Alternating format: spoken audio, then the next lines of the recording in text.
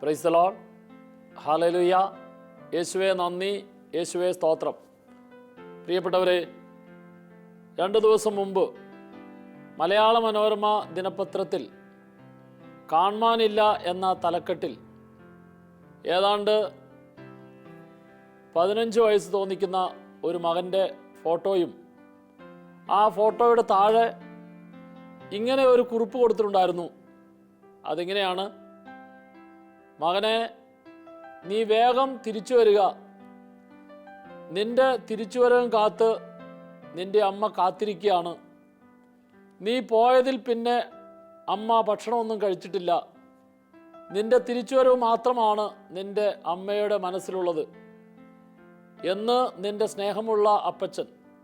വായിക്കുന്ന ഏതൊരു മനുഷ്യൻ്റെയും കരളലിയിക്കുന്ന ഒരു കാര്യമാണ് കാണാനില്ല എന്ന തലക്കെട്ടിൽ 15 വയസ്സുള്ള ഒരു മകൻ്റെ ഫോട്ടോ സഹിതം കൊടുത്തിരിക്കുന്ന പരസ്യം. പ്രിയപ്പെട്ടവരെ, അതിനേക്കാൾ വളരെയധികം ഹൃദയമലിവുണ്ടാക്കുന്ന ഒരു സംഭവമാണ്, ഏതാണ്ട് മനുഷ്യർക്കെല്ലാവർക്കും സ്വീകാര്യമാകുന്ന വിധത്തിലുള്ള ഒരു പരസ്യമാണ്. ലൂക്കായുടെ സുവിശേഷം 15-ാം അധ്യായം 11 മുതൽ 32 വരെയുള്ള തിരുവചനങ്ങളിൽ നാം കാണുക. അവിടെ 11-ാമത്തെ വചനം ആരംഭിക്കുന്നത് ഇങ്ങനെയാണ്: യേശു പറഞ്ഞു, ഒരു മനുഷ്യന് 2 പുത്രന്മാരുണ്ടായിരുന്നു. ഇളയവൻ പിതാവിനോട് പറഞ്ഞു, പിതാവേ, എൻ്റെ സ്വത്തിൽ എൻ്റെ ഓഹരി എനിക്ക് തരിക. സ്വത്തിൽ എൻ്റെ ഓഹരി എനിക്ക് തരിക എന്ന് പറഞ്ഞ് പിതാവിനോട് ഇളയ മകൻ അവൻ്റെ ഓഹരിയും വാങ്ങിച്ച് ദൂരദേശത്തേക്ക് പോയി. പിതാവിൽ നിന്ന് അവകാശമായി കിട്ടിയതെല്ലാം ദൂർത്തടിച്ച ഒരു മകൻ്റെ ചിത്രമാണ് ലൂക്കാ സുവിശേഷകൻ അവിടെ രേഖപ്പെടുത്തുക. ധൂർത്തപുത്രൻ്റെ ഉപമയെക്കുറിച്ച് ഈശോ പറയുമ്പോൾ പിതാവായ ദൈവത്തിൻ്റെ ധൂർത്തടിക്കുന്ന സ്നേഹത്തെക്കുറിച്ചാണ് നമുക്ക് ഓരോരുത്തർക്കും മനസ്സിലാക്കി തരിക. പ്രിയപ്പെട്ടവരെ, ഓരോ മനുഷ്യ വ്യക്തിയെയും സ്നേഹത്തോടെ, കരുതലോടെ, അനുകമ്പയോടെ കാണുന്ന പിതാവായ ദൈവത്തിൻ്റെ ചിത്രം യേശുക്രിസ്തു ഈ ഉപമയിലൂടെ അവിടെ വരച്ചു കാണിക്കുകയാണ്. പിതാവിൽ നിന്ന് അവകാശം വാങ്ങി ദൂരദേശത്തേക്ക് പോയ ആ മകൻ കയ്യിൽ പണമുണ്ടായിരുന്നപ്പോൾ അവന് ലോകത്തിൻ്റെതായ കൂട്ടുകാരെ ഒത്തിരി പേരെ കിട്ടി. കൈവശമുണ്ടായിരുന്ന പണം ചെലവഴിക്കാൻ ലോകത്തിൻ്റെ കൂട്ടുകാർ ഒത്തിരിയേറെ അവനെ സഹായിച്ചു. അങ്ങനെ ലോകത്തിൻ്റെ സുഖത്തിലും ലോകത്തിൻ്റെ സന്തോഷത്തിലും ലോകത്തിൻ്റെ ആനന്ദത്തിലും അവനായിരുന്നപ്പോൾ അവൻ അനേകരെ കിട്ടിയെങ്കിൽ, അനേകര് അവരുടെ കൂടെ ഉണ്ടായിരുന്നെങ്കിൽ, ഇതാ കൈപ്പണമെല്ലാം തീർന്നപ്പോൾ അവൻ ഉണ്ട് എന്ന് കരുതിയ ലോകത്തിൻ്റെ കൂട്ടുകാരെല്ലാം അവന് വിട്ടുപോയി.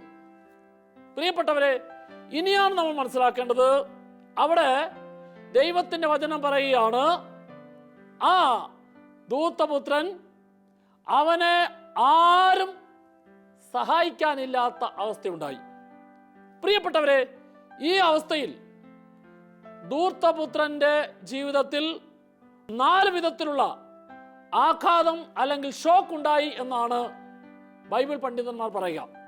ആദ്യത്തെ ഷോക്ക്, കയ്യിലുണ്ടായിരുന്നത് മുഴുവൻ തീർന്നപ്പോൾ സഹായിക്കുമെന്ന് കരുതിയതായ കൂട്ടുകാരെല്ലാം അവനെ വിട്ടുപോയപ്പോൾ അവൻ്റെ ഉള്ളിൽ ഇനി ഞാൻ എന്തു ചെയ്യും, ഇനി ഞാൻ എന്തു ചെയ്യും എന്നുള്ളതായ അവൻ്റെ മാനസികമായ ചിന്തയാണ് ഒന്നാമത്തെ ആഘാതം.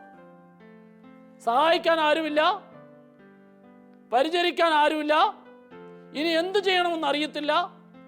ഇത്തരത്തിലുള്ളതായ ഒരവസ്ഥയിൽ ആ മകൻ പെട്ടു. ഈ ഒന്നാമത്തെ ആഘാതം, ഇതിൽ നിറഞ്ഞ അവനിലേക്ക് തന്നെ നോക്കി.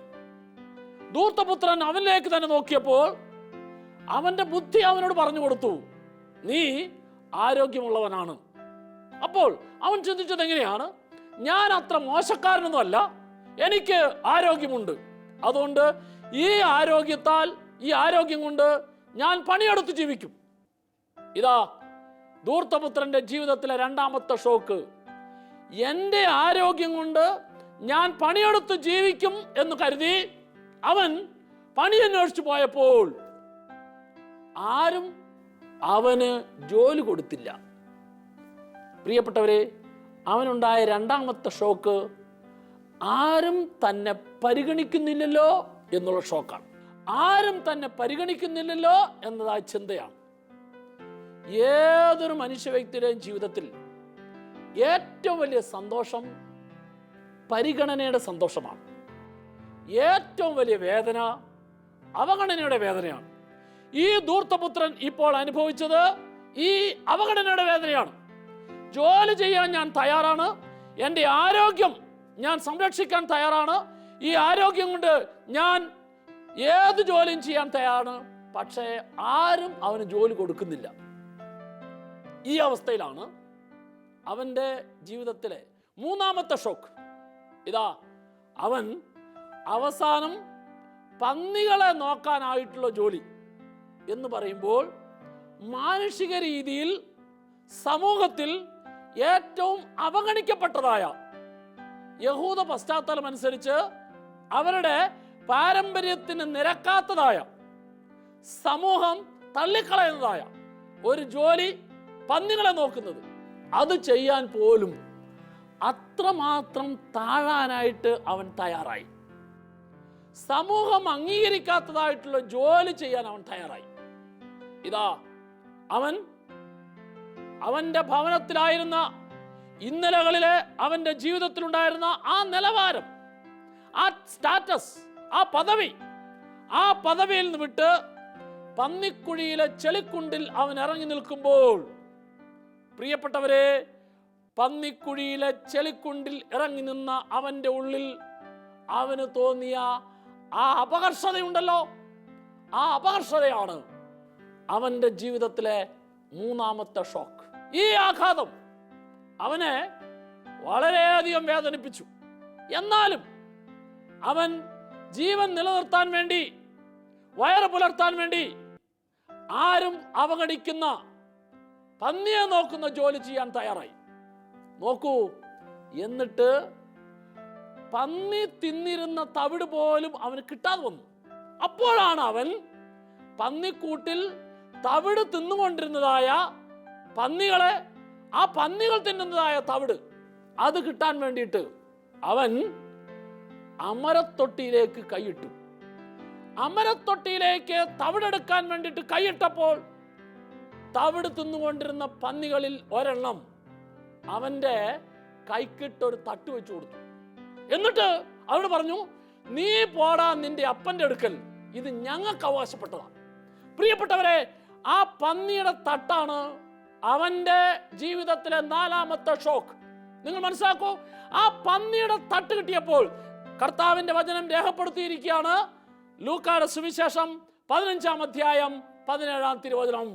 അപ്പോൾ അവന് സുബോധമുണ്ടായി. ആ പന്നിയുടെ തട്ടാണ് അവന് സുബോധം ഉണ്ടാകാൻ കാരണമായി തീർന്നത്. എന്ന് ശ്രദ്ധിക്കൂ, അവന് സുബോധമുണ്ടായപ്പോൾ 3 കാര്യം അവന് മനസ്സിലായി. ഒന്നാമത്തത്, അവൻ ആയിരുന്ന അവസ്ഥ. ഞാൻ എൻ്റെ പിതാവിൻ്റെ ഭവനത്തിലായിരുന്നപ്പോൾ എൻ്റെ പിതാവിൻ്റെ ഭവനത്തിലെ ദാസന്മാർ എത്രയോ സുഭിക്ഷമായിട്ട് ഭക്ഷണം കഴിക്കുന്നു ഞാൻ എൻ്റെ കണ്ണുകൊണ്ട് കണ്ടതാ. ഇന്ന് ഇതാ പന്നി തിന്നുന്ന തവിട് പോലും കിട്ടാത്ത അവസ്ഥയിലായിരിക്കും ഞാൻ. അവന് മനസ്സിലായ രണ്ടാമത്തെ അവസ്ഥ, അവൻ ഇപ്പോൾ ആയിരിക്കുന്ന അവസ്ഥ.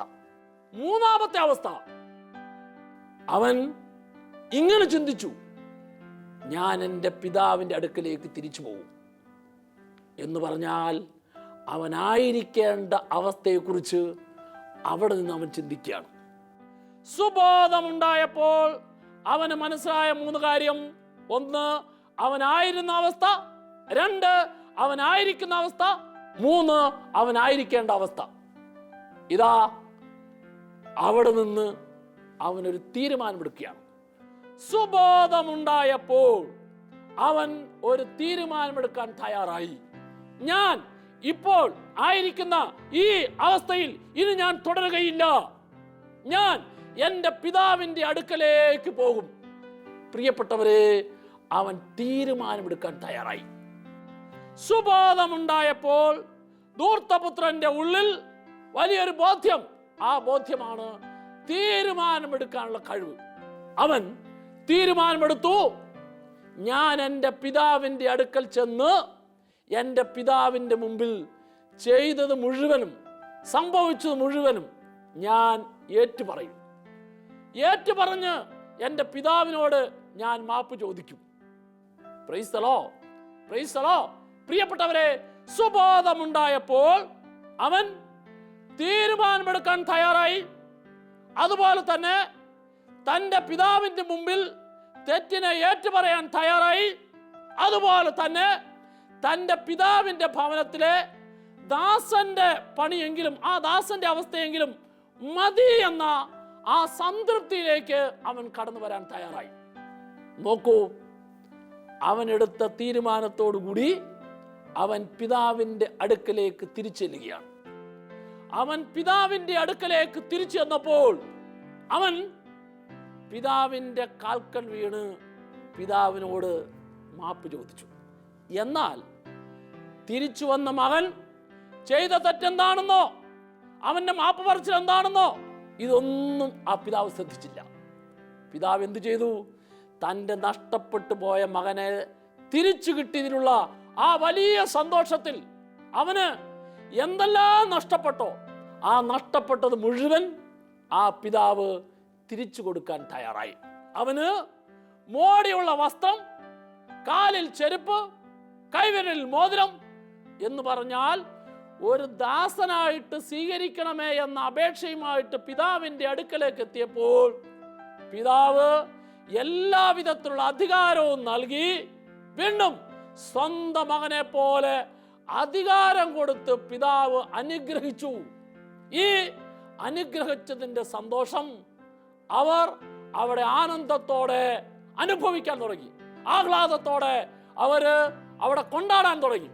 വചനം ഇങ്ങനെ പറയുന്നു, ലൂക്കായുടെ സുവിശേഷം 15-ാം അധ്യായം 24-ാം തിരുവചനം, എൻ്റെ ഈ മകൻ നഷ്ടപ്പെട്ടിരുന്നു, ഇതാ അവൻ ഇപ്പോൾ തിരിച്ചു കിട്ടിയിരിക്കുന്നു. എൻ്റെ ഈ മകൻ മൃതനായിരുന്നു, അവൻ ഇപ്പോൾ വീണ്ടും ജീവിക്കുന്നു. വചനം ഇങ്ങനെ അവസാനിപ്പിക്കുന്നു, അവർ ആഹ്ലാദിക്കാൻ തുടങ്ങി. പ്രിയപ്പെട്ടവരെ, ഈ ധൂർത്തപുത്രന്റെ ഉപമയിലെ ധൂർത്തപുത്രൻ ഈ ലോകത്തിൽ ജീവിക്കുന്ന നമ്മുടെ ഓരോരുത്തരുടെയും പ്രതിനിധിയാണ്. എന്ന് പറഞ്ഞാൽ അല്പസമയത്തെ താൽക്കാലികമായിട്ടുള്ള സുഖത്തിനും സന്തോഷത്തിനും വേണ്ടി നീ ഏതെല്ലാം പാപത്തിന്റെ വഴിയിലൂടെ പോകുന്നോ, തെറ്റിന്റെ വഴിയിലൂടെ പോകുന്നോ, ദുശീലത്തിന്റെ വഴിയിലൂടെ പോകുന്നോ, സ്വാർത്ഥയുടെ വഴിയിലൂടെ പോകുന്നോ, അപ്പോഴെല്ലാം ആ പോകുന്ന നിന്നെ നോക്കി നിന്റെ ദൈവം ഓരോ നിമിഷവും വേദനിക്കുകയാണ്. ഈ വേദനിക്കുന്ന ദൈവത്തിന്റെ വേദന നീ കാണണം. നൊമ്പരപ്പെടുന്ന ദൈവത്തിന്റെ നൊമ്പരം നീ കാണണം. സഹോദര, സഹോദരി, കർത്താവിന്റെ വചനം നിന്റെ ഉള്ളിൽ തട്ടി നിന്നോട് പറയുന്നു, മകനെ, മകളെ, ഇന്നലെ ജീവിതത്തിൽ നീ അല്പസമയത്തെ ലോകസുഖത്തിന് വേണ്ടി, അല്പസമയത്തെ പാപസുഖത്തിന് വേണ്ടി എന്റെ സന്തോഷം നഷ്ടപ്പെടുത്തിയ വ്യക്തിയാണ് നീ. നീ ഇന്നെങ്കിലും തിരിച്ചറിയുക. ഇന്നെങ്കിലും തിരിച്ചറിഞ്ഞ് നിന്റെ ഇന്നലകളിലെ തെറ്റിനെ ഓർത്ത്, പാപത്തെ ഓർത്ത് അനുതപിച്ച് എന്റെ സന്നിധിയിലേക്ക് നീ തിരിച്ചു വരിക. പ്രിയപ്പെട്ടവരെ, പിതാവായ ദൈവം നിന്റെ നേർക്ക് കരങ്ങൾ നീട്ടി ആ ധൂർത്തപുത്രന്റെ തിരിച്ചുവരവിൽ പിതാവ് എത്രമാത്രം സന്തോഷിച്ചോ, എത്രമാത്രം ആനന്ദത്തോടെ പ്രതീക്ഷയോടെ കാത്തിരുന്നോ, ഇതാ ആ പിതാവിനെ പോലെ സ്വർഗത്തിലുള്ള നിന്റെ ദൈവം കാത്തിരിക്കുന്നു. എന്തിനു വേണ്ടിയിട്ട്? നിന്റെ പാപങ്ങളെല്ലാം കഴുകി നിന്നെ വിശുദ്ധീകരിച്ച് നിനക്കൊരു പുതിയ ജീവിതം തന്ന് നിന്നെ അനുഗ്രഹിക്കുന്നതിന് വേണ്ടിയിട്ട്. ആ പിതാവായ ദൈവത്തിന്റെ അനുഗ്രഹത്തെ നിനക്ക് സ്വീകരിക്കാൻ സാധിക്കണമെങ്കിൽ ഇന്നലകളിൽ നീ ചെയ്തു പോയ, പറഞ്ഞു പോയ, പ്രവർത്തിച്ചു പോയ തെറ്റിനെ ഓർത്ത്, കർത്താവേ, ഞാൻ പറഞ്ഞുപോയി, ചെയ്തുപോയി, വീണുപോയി എന്ന അനുതാപത്തോടു കൂടി നീ തിരിച്ചു വരാൻ തയ്യാറാകണം. തിരിച്ചു വരുന്ന ഒരു വ്യക്തിയെയും തള്ളിക്കളയാതെ തിരിച്ചു വരുന്ന വ്യക്തിയെ മാറോട് ചേർത്ത് ആലിംഗനം ചെയ്ത് സ്വീകരിക്കാൻ കാത്തിരിക്കുന്ന ദൈവത്തിന്റെ കരത്തെയാണ്, ദൈവത്തിന്റെ മുഖത്തെയാണ് നിന്റെ മുമ്പിൽ അവിടുന്ന് ഈ വചനങ്ങളിലൂടെ, ധൂർത്തപുത്രന്റെ ഉപമയിലൂടെ നിനക്ക് മനസ്സിലാക്കി തരുന്നത്, നിന്റെ മുമ്പിൽ എടുത്തു വയ്ക്കുന്നത്. സഹോദര സഹോദരി, നീ തിരിച്ചറിയണം.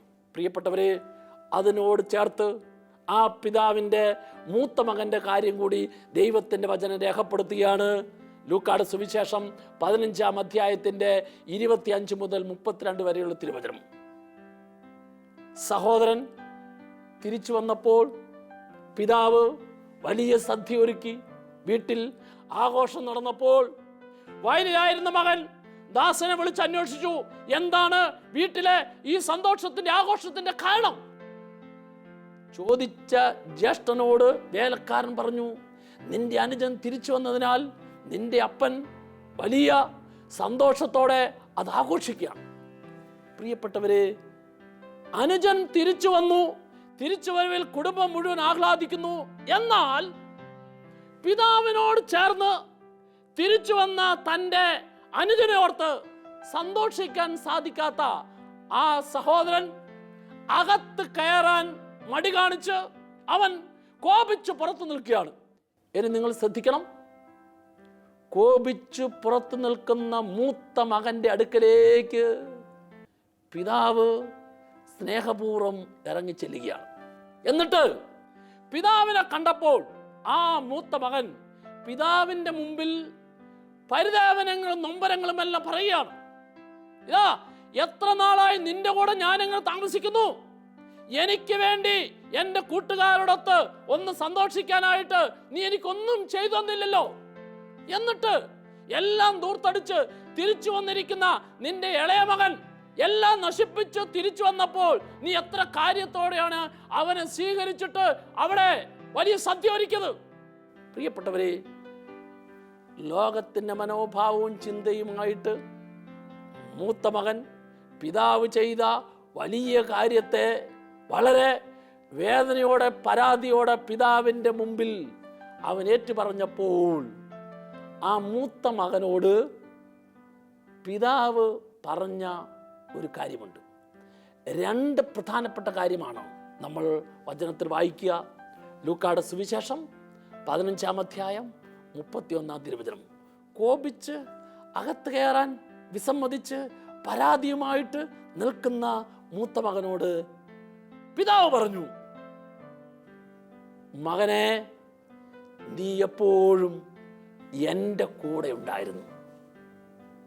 പ്രിയപ്പെട്ടവരെ, ഇത്രയും നാള് ആ മൂത്ത മകൻ പിതാവിൻ്റെ ഭവനത്തിൽ ഉണ്ടായിരുന്നു എങ്കിലും അവൻ പിതാവിനോട് കൂടെയല്ലായിരുന്നു. പിതാവിനോട് കൂടെ ആയിരുന്നുവെങ്കിൽ അവന് പിതാവിൻ്റെ മനോഭാവം കിട്ടുമായിരുന്നു. അവൻ പിതാവിൻ്റെ കൂടെ, പിതാവിൻ്റെ മനോഭാവം, പിതാവിൻ്റെ ഇഷ്ടം, പിതാവിൻ്റെ ആഗ്രഹം എന്താണെന്ന് തിരിച്ചറിയാൻ പറ്റാത്തത് കൊണ്ടാണ് ആ മൂത്ത മകൻ പിതാവിനോട് ഈ പരാതി പറഞ്ഞത്. അപ്പോൾ പിതാവ് പറഞ്ഞു കൊടുത്തു, മകനെ, നീ എപ്പോഴും എൻ്റെ കൂടെയായിരുന്നു. നീ എപ്പോഴും എൻ്റെ കൂടെയായിരുന്നുവെങ്കിൽ എൻ്റെ മനോഭാവവും എൻ്റെ പ്രതികരണവും എല്ലാം നിനക്ക് സ്വന്തമാക്കാൻ സാധിക്കുമായിരുന്നു. നീ ഇന്ന് ഇപ്രകാരം പരാതി പറയുന്നുണ്ടെങ്കിൽ അതിൻ്റെ അർത്ഥം നീ ഈ ഭവനത്തിലായിരുന്നെങ്കിലും എന്നോടൊപ്പം ആയിരിക്കുന്നതിൽ നീ സന്തോഷം കണ്ടെത്താത്തത് കൊണ്ടാണ്. രണ്ടാമത്തത്, പിതാവ് മകനോട് പറഞ്ഞു, മകനെ, എനിക്കുള്ളതെല്ലാം നിന്റേതാണ്. Praise the Lord, praise the Lord. പ്രിയപ്പെട്ടവരെ, ആ മൂത്ത മകന് നഷ്ടപ്പെട്ട പ്രധാനപ്പെട്ട കാര്യം, അവന് സ്വീകരിക്കാൻ പറ്റാത്ത പ്രധാനപ്പെട്ട കാര്യം, പിതാവിനുള്ളതെല്ലാം എൻ്റേതാണ് എന്ന തിരിച്ചറിവ് അവനില്ലാതെ പോയി. എന്ന് പറഞ്ഞാൽ അത്രയും നാള് പിതാവിൻ്റെ ഭവനത്തിൽ അവനായിരുന്നിട്ട് അവൻ പിതാവിനെ സ്വന്തമാക്കിയില്ല. Price the Lord. അവൻ പിതാവിനെ സ്വന്തമാക്കിയായിരുന്നുവെങ്കിൽ പിതാവിനുള്ളതെല്ലാം തനിക്ക് തന്നെയാണ് എന്ന ബോധ്യം അവനുണ്ടാകുമായിരുന്നു. പിതാവിനുള്ളതെല്ലാം എനിക്കുള്ളതാണ് എന്ന ബോധ്യം ഇല്ലാതെ പോയതാണ് ആ മൂത്ത മകൻ്റെ ഉള്ളിലെ സകല പരാതിക്കും കാരണം. ഞാനും നിങ്ങളും തിരിച്ചറിയണം, ജീവിതത്തിലെ എല്ലാ നിമിഷവും എൻ്റെ ബുദ്ധിയിൽ എനിക്ക് ബുദ്ധി തന്നവനെ ഞാൻ സ്വന്തമാക്കണം, എൻ്റെ അറിവിൽ എനിക്ക് അറിവ് തന്നവനെ ഞാൻ സ്വന്തമാക്കണം, എൻ്റെ കഴിവിൽ എനിക്ക് കഴിവ് തന്നവൻ ഞാൻ സ്വന്തമാക്കണം. എനിക്ക് എന്തെല്ലാം ഉണ്ടോ ആ ഉള്ളതിൽ ഓരോന്നിലും എനിക്ക് ഇത് തന്നവനെ ഞാൻ സ്വന്തമാക്കിയാൽ എൻ്റെ ഉള്ളിൽ പരാതി ഉണ്ടാകുകയില്ല, എൻ്റെ ഉള്ളിൽ പരിഭവം ഉണ്ടാകുകയില്ല. പ്രിയപ്പെട്ടവരെ, എപ്പോഴെല്ലാമാണ് ഒരു മനുഷ്യ വ്യക്തിയിൽ പരാതിയും പരിഭവം ഉണ്ടാകുന്നത്, അപ്പോഴെല്ലാമാണ് ആ മനുഷ്യ വ്യക്തിയിൽ പിശാച് കയറിപ്പറ്റുക. അതിനാൽ മനസ്സിലാക്കേണ്ട പ്രധാനപ്പെട്ട കാര്യം, എൻ്റെ ജീവിതത്തിൽ ഏതെല്ലാം അവസ്ഥകൾ ദൈവം അനുവദിച്ചാലും അനുവദിക്കുന്ന അവസ്ഥയിൽ ഞാൻ ദൈവത്തെ സ്വന്തമാക്കണം. ഒരു രോഗിക്ക് തൻ്റെ രോഗത്തിൽ ദൈവസ്നേഹ അനുഭവം സ്വീകരിക്കണമെങ്കിൽ, ഒരു തകർന്ന വ്യക്തിക്ക് തൻ്റെ തകർച്ചയിൽ ദൈവാനുഭവം കിട്ടണമെങ്കിൽ, തൻ്റെ കഷ്ടതയിൽ തൻ്റെ സഹനത്തിൽ ദൈവാനുഭവം സ്വീകരിക്കാൻ സാധിക്കണമെങ്കിൽ, അവൻ രോഗത്തിലും വേദനയിലും സഹനത്തിലും എല്ലാം ദൈവത്തെ സ്വന്തമാക്കണം. ദൈവത്തെ സ്വന്തമാക്കിയാൽ അവൻ ആരെയാണോ സ്വന്തമാക്കുന്നത്, ആ സ്വന്തമാക്കുന്ന ദൈവം അവൻ്റെ എല്ലാ കാര്യങ്ങളിലും ഇടപെട്ട് അവനെ രോഗത്തിലാണെങ്കിൽ, വേദനയിലാണെങ്കിൽ, തകർച്ചയിലാണെങ്കിൽ അവൻ ദൈവത്തെ സ്വന്തമാക്കിയാൽ ആ സ്വന്തമാക്കുന്ന ദൈവം അവൻ്റെ രോഗവും വേദനയും എല്ലാം അനുഗ്രഹത്തിൻ്റെയും സന്തോഷത്തിൻ്റെയും അനുഭവമാക്കി മാറ്റും. പ്രിയപ്പെട്ടവരെ, അതുകൊണ്ട് ദൈവത്തിൻ്റെ വചനം അടിവരയിട്ട് പറയുന്ന വളരെ പ്രധാനപ്പെട്ട ഒരു കാര്യം, ഓരോ നിമിഷവും ദൈവം നഷ്ടപ്പെട്ട ഓരോ വ്യക്തിയുടെയും തിരിച്ചുവരവിനെ കാത്തിരിക്കുന്നു. അതുകൊണ്ടാണ് ലൂക്കായുടെ സുവിശേഷം 19-ാം അധ്യായം 10-ാം തിരുവചനം ഇങ്ങനെ അവസാനിപ്പിക്കുന്നത്: നഷ്ടപ്പെട്ടതിനെ കണ്ടെത്തി രക്ഷിക്കുവാൻ വേണ്ടിയാണ് മനുഷ്യപുത്രൻ വന്നിരിക്കുന്നത്. യേശുക്രിസ്തു മനുഷ്യനായി അവതരിച്ചത് ഏതെല്ലാം വ്യക്തികൾ ഈ ലോകത്തിലെ സുഖത്തിൻ്റെയും സന്തോഷത്തിൻ്റെയും ജഡിക അവസ്ഥയുടെയും പിന്നാലെ പോയി ദൈവം നൽകിയ സ്നേഹവും സന്തോഷവും നഷ്ടപ്പെടുത്തിയോ, ആ നഷ്ടപ്പെടുത്തിയ ഓരോ വ്യക്തിയെയും തിരിച്ചു കൊണ്ടുവരുന്നതാണ് കർത്താവിൻ്റെ പദ്ധതി. ഈ നഷ്ടപ്പെട്ടതിനെ തിരിച്ചു കിട്ടുമ്പോഴുള്ള ആ ദൈവത്തിൻ്റെ സന്തോഷം അനുഭവിക്കുക എന്നുള്ളതാണ് നമ്മുടെ ഓരോരുത്തരുടെയും ജീവിതത്തിൽ നാം ചെയ്യേണ്ടത്. അതിനാൽ സുബോധമുണ്ടാവൂ, തിരിച്ചു വരൂ, കർത്താവിൻ്റെ മുമ്പിൽ തെറ്റിപ്പോയത് മുഴുവൻ ഏറ്റുപറഞ്ഞ് നീ ഒരു പുതിയ വ്യക്തിയായി മാറൂ. ഈ പുതിയ വ്യക്തിയായി മാറുന്ന അനുഭവമാണ് നിന്റെ ജീവിതത്തിലും നിന്റെ കുടുംബത്തിലും ആനന്ദത്തിൻ്റെ അനുഭവം കിട്ടാൻ ഏറ്റവും യോഗ്യതയുള്ള കാര്യമായി മാറുന്നത്. കർത്താവേ, ഈ തിരിച്ചുവരവിന് ഞങ്ങളെ ഓരോരുത്തരെയും സഹായിക്കണമേ.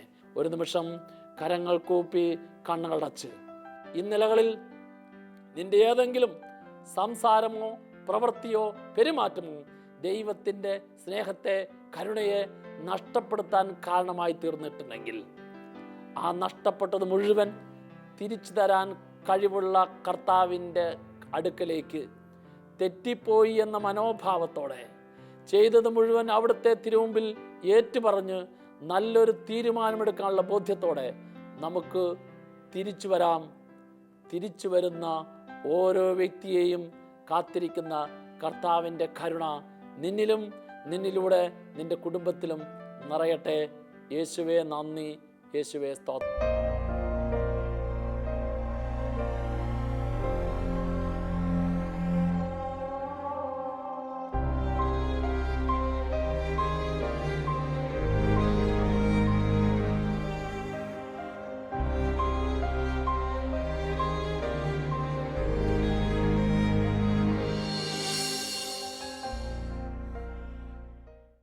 വിശദ വിവരങ്ങൾക്ക് director, divine vision, divine retreat centre, Muringoor, Chalakudy 680316, Kerala, south India. Telephone 0091 480 270 8098, 0091 480 270 2613, fax 0091 480 270 8097, email mail.divintv@gmail.com.